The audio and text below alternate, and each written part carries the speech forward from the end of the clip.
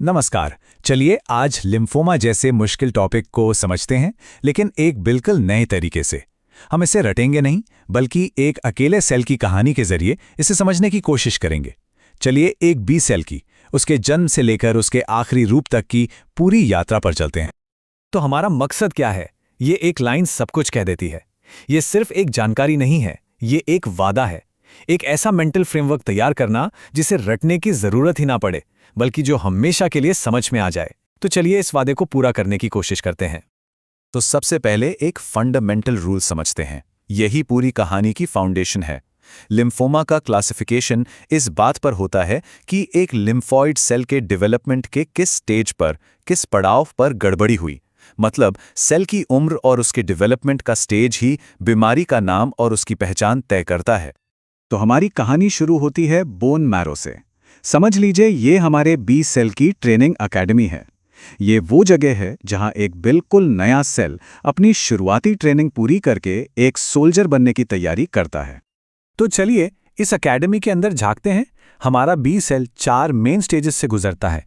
Pro B cell के रूप में शुरू होता है, फिर प्री बी सेल बनता है, उसके बाद इमैच्योर बी सेल और आखिर में एक नाइव बी सेल बनकर दुनिया का सामना करने के लिए तैयार होता है। आइए हर स्टेज को थोड़ा करीब से देखते हैं। पहला स्टेज है प्रो बी सेल, मतलब सबसे कच्चा रूप। इस लेवल पर सेल के जरूरी हिस्से, जिन्हें हेवी चेन्स कहते हैं, अभी भी बन रहे होते हैं और इसके मार्कर जैसे CD34 समझ लीजिए इसके आईडी कार्ड की तरह हैं, जो बताते हैं कि ये अभी बहुत ही यंग और इमैच्योर है। अगर इस शुरुआती स्टेज पर कैंसर होता है तो वो बहुत अग्रेसिव होता है, जिसका मतलब है कि इलाज मुश्किल हो सकता है। अच्छा, अब आगे बढ़ते हैं प्री बी सेल पर। यहाँ हेवी चेन का काम पूरा हो जाता है और सेल थोड़ा मैच्योर हो जाता है। लेकिन यहीं पर दो नए मार्कर सामने आते हैं, CD10 और TDT। ये बहुत बहुत इंपॉर्टेंट है। एक ऐसा सुराग जो हमें आगे चलकर एक खास बीमारी को पहचानने में मदद करेगा। इस स्टेज से जुड़ी सबसे आम बीमारी है प्रीकर्सर बी सेल ALL, जिसका प्रोग्नोसिस आमतौर पर काफी अच्छा होता है। तो ये फॉर्मूला एकदम दिमाग में बैठा लीजिए। अगर CD10 और TDT एक साथ दिखें तो ये अक्यूट लिम्फोब्लास्टिक ल्यूकेमिया या ALL की तरफ एक बहुत ही मजबूत इशारा है। पैथोलॉजी की दुनिया में ये एक गोल्डन रूल है, समझ लीजिए। चलिए अब बोन मैरो में ट्रेनिंग के आखिरी पड़ाव पर आते हैं। यह है इमैच्योर बी सेल। अब सेल अपनी सतह पर अपनी पहली एंटीबॉडी, जिसे सरफेस IgM कहते हैं, दिखाने लगता है। ये एक सोल्जर के अपने पहले हथियार को दिखाने जैसा है। और एक और जरूरी बात, बड़ा होने की निशानी के तौर पर यह अपने बचपन के मार्कर CD10 और TDT को छोड़ देता है। इस स्टेज का कैंसर भी खराब प्रोग्नोसिस वाला माना जाता है। तो एकेडमी से ग्रेजुएशन हो गया। अब हमारा नाइव या कहिए अनुभवहीन बी सेल असली दुनिया में कदम रखता है, लिम्फ नोड में। और ये जगह उसके लिए एक असली बैटल ग्राउंड है, जहां उसे खुद को साबित करना है। तो ये नाइव बी सेल्स है क्या चीज?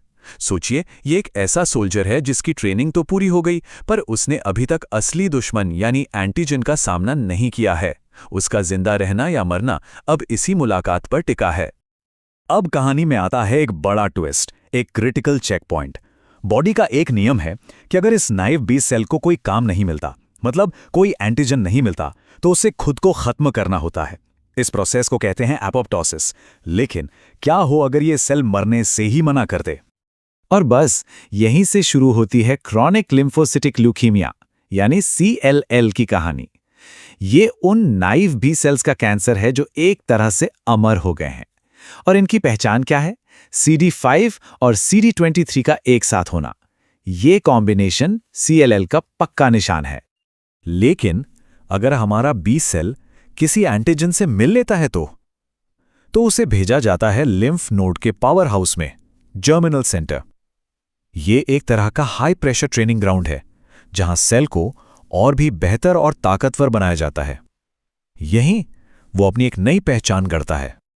लेकिन जर्मिनल सेंटर में जाने से ठीक पहले सेल एक जगह से गुजरता है जिसे कहते हैं मैंटल जोन।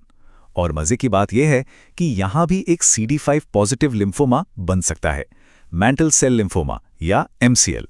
तो अब सवाल यह है कि CLL और MCL में फर्क कैसे करें? जवाब है एक मार्कर। CLL में होता है CD23 और MCL में होता है साइक्लिन D1। बस यही की डिफरेंस है। अब ये जो जर्मिनल सेंटर है ना, ये बहुत ही कियोटिक जगह है। यहाँ सेल्स बहुत तेजी से बदलते हैं और अगर यहाँ कुछ भी गड़बड़ हुई तो 3 मेन तरह के लिम्फोमा हो सकते हैं। फॉलिकुलर लिम्फोमा जो धीरे धीरे बढ़ता है, diffuse large B cell lymphoma जो काफी एग्रेसिव होता है, और बर्किट लिम्फोमा जो बहुत ही तेजी से फैलता है। तो इन जर्मिनल सेंटर ट्यूमर को पहचानने का कोई आसान तरीका है क्या? बिल्कुल है। एक सिंपल सा रूल है, CD10 की वापसी। याद है वो बचपन वाला माँ का? वो इस स्टेज पर लौट आता है। तो अगर कोई B cell tumour CD10 positive है तो ये एक मजबूत साइन है कि वो जर्मिनल सेंटर से निकला है। अच्छा, तो जर्मिनल सेंटर की मुश्किल ट्रेनिंग पास करने के बाद एक कामयाब बी सेल के सामने 2 रास्ते होते हैं। या तो वो एक मेमोरी सेल बन जाए ताकि भविष्य में उसी दुश्मन को पहचान सके, या फिर वो एक प्लाज्मा सेल बनकर एंटीबॉडी बनाने के मिशन पर चला जाए। जर्मिनल सेंटर के ठीक बाहर एक और इलाका है, मार्जिनल जोन। यहां से जो लिम्फोमा निकलता है उसे कहते हैं मार्जिनल जोन लिम्फोमा। इसे पहचानने का सबसे अच्छा तरीका ये याद रखना है कि ये क्या नहीं है। ये CD5 और CD10 दोनों के लिए नेगेटिव होता है। बस इसी बात से ये CLL और फॉलिकुलर लिम्फोमा से अलग हो जाता है। और अब हम पहुंच गए हैं बी सेल की कहानी के आखिरी चैप्टर पर। इसका सबसे स्पेशलाइज्ड रूप प्लाज्मा सेल। सोचिए ये एक एंटीबॉडी बनाने वाली फैक्ट्री है, पर यहां भी कहानी में एक आखिरी मोड़ आ सकता है। जब प्लाज्मा सेल कैंसर बन जाता है तो उसे कहते हैं मल्टीपल माइलोमा। और यहाँ एक बहुत ही इंटरेस्टिंग बात होती है।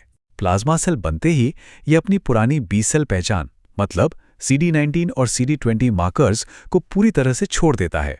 इनकी जगह ये CD38 और CD138 जैसे नए मार्कर अपना लेता है और कहानी घूम फिर कर वहीं आ जाती है जहां से शुरू हुई थी। ये बीमारी भी वापस बोन मैरो में ही होती है। तो चलिए अब इस पूरी कहानी को एक साथ देखते हैं। ये स्लाइड पूरी जर्नी का सार है। देखिए, बी सेल के जीवन का हर स्टेज एक खास लिम्फोमा से जुड़ा है। प्री बी सेल से ALL, नाइव सेल से CLL, मैंटल जोन से MCL, जर्मिनल सेंटर से वो 3 बड़े लिम्फोमा, मार्जिनल जोन से माल्ट और आखिर में प्लाज्मा सेल से माइलोमा। बस यही है इस पूरे मुश्किल से दिखने वाले सब्जेक्ट का एक सिंपल सा मैप। तो आखिर में एक सवाल के साथ इस चर्चा को खत्म करते हैं। अगर बी सेल की ये पूरी यात्रा चेक पॉइंट्स की एक कहानी है, तो ये सिस्टम सबसे ज्यादा बार फेल कहाँ होता है और क्यों? इस पर जरूर सोचिएगा। इसी के साथ आज की ये चर्चा यहीं समाप्त होती है।